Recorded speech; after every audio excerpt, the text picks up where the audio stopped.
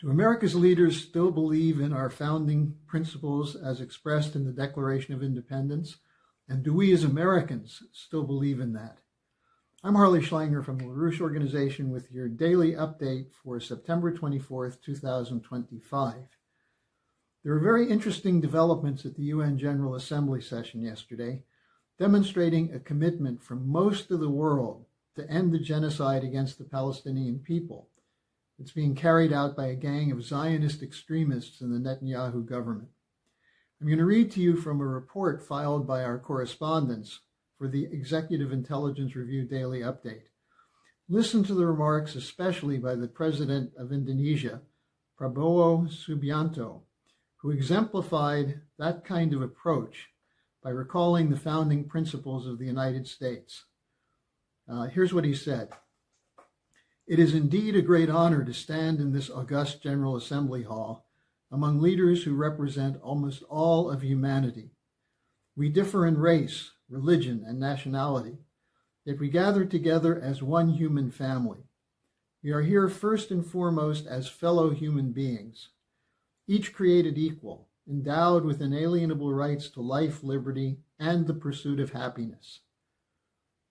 The words of the U.S. Declaration of Independence have inspired democratic movements across the continents, including Indonesia's own journey to freedom.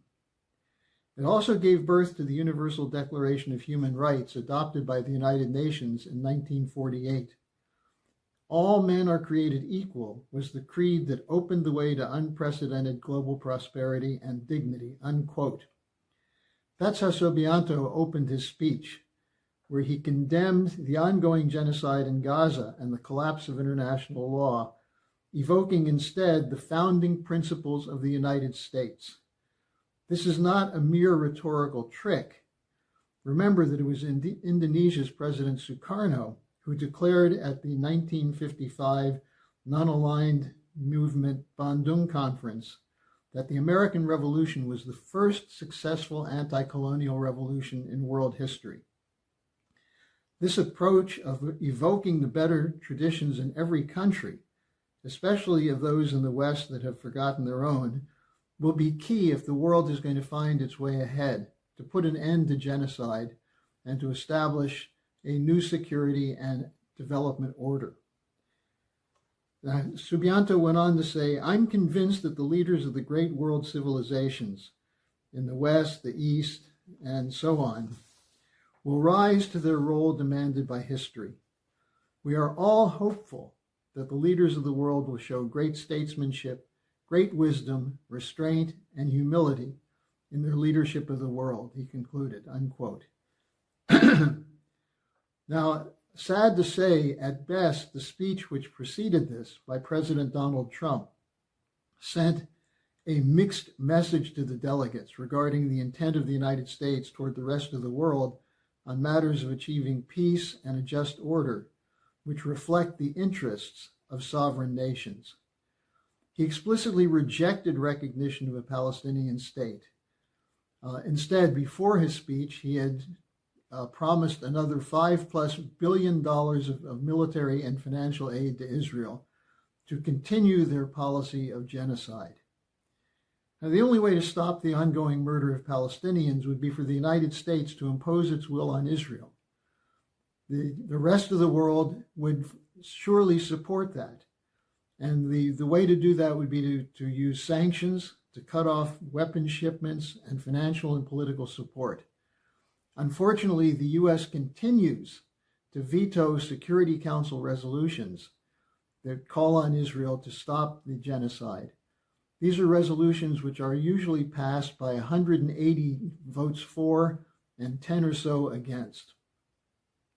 Now, unfortunately, this message from President Trump reflects we should look at this from the standpoint of the Truth Social message he sent out earlier in the day, where he threatened economic measures against Russia.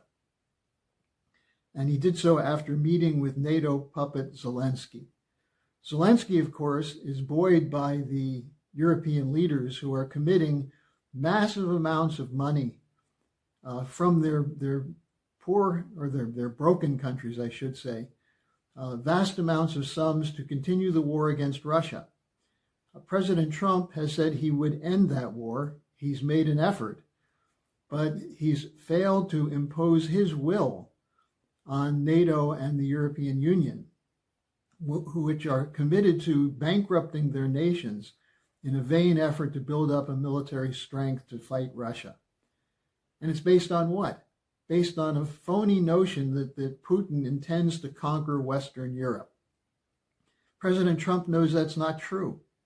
And yet in his statement to Truth Social, he basically said the United States will step aside and let Europe continue to fund the war. And in a sense, he blamed Russia for the continuation of the war. So the fanatic war hawks of the European Union and NATO will take his statement as him stepping aside, allowing the war hawks to go ahead with their militarization and their plans for a war against Russia.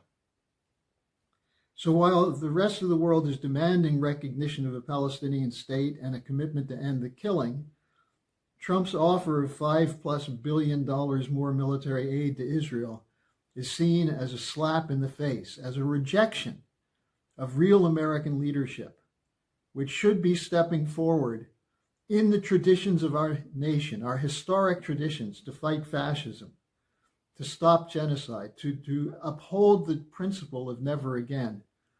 Instead, he's turning away from that. But the U.S. alone has the power to end the killing. What will it take to get the United States to do that?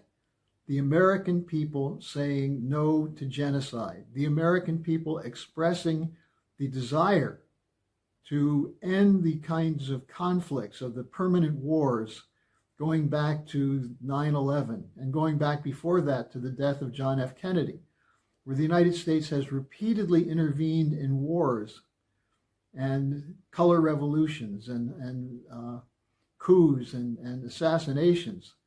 The U.S. intelligence community with the British intelligence community with NATO has been on the wrong side of history. And who pays for that? You, with your tax dollars and with the loss of a recognition of the higher philosophical and moral intent of the American people. We've sacrificed that in honor of militarization and the idea that we're the strongest in the world, that America is number one. So to act against the Israeli genocide is not a gift to Hamas, as Bibi Netanyahu insists, or an act of anti-Semitism, but it's in coherence with the founding principles of the United States, as we were reminded by the President of Indonesia. And it's a fitting way to commemorate the anti-imperial tradition of the American Revolution, which dates back 250 years ago to the Declaration of Independence. So the real issue at the UN General Assembly is U.S. complicity. Keep in mind, many Americans died fighting the Nazis in World War II and made sacrifices to ensure that that war was won. Our parents and grandparents rejected complicity with Nazi genocide, but stood up for our traditions and joined with the Soviet Union especially to fight and defeat fascism. That's our tradition. Those are in the best moments of American history.